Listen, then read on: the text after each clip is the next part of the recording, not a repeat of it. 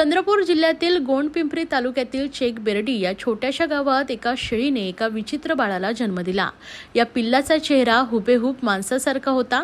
या विचित्र पिल्लाला पाहण्यासाठी गावकऱ्यांनी गर्दी केली होती। मालकांनी त्याला वाचवण्याचा प्रयत्न केला, मात्र गुरुवारी सकाळी त्या मुलाचा मृत्यू झाला।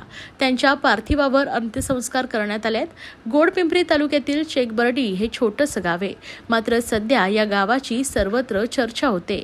याचं कारण गावातील मोतीराम अत्राम यांच्या शेळीला जन्मलेलं बाळ होतं।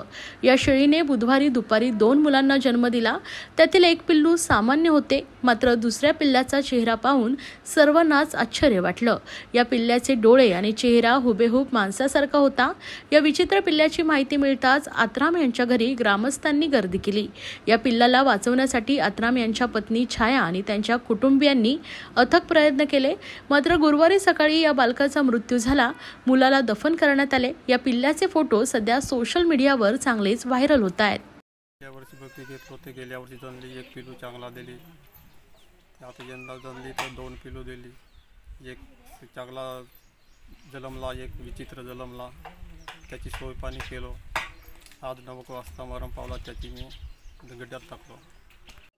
बकरीला 2 पिल्ले होते, एक चांगलं होतं, एक विचित्र जन्मालेलं।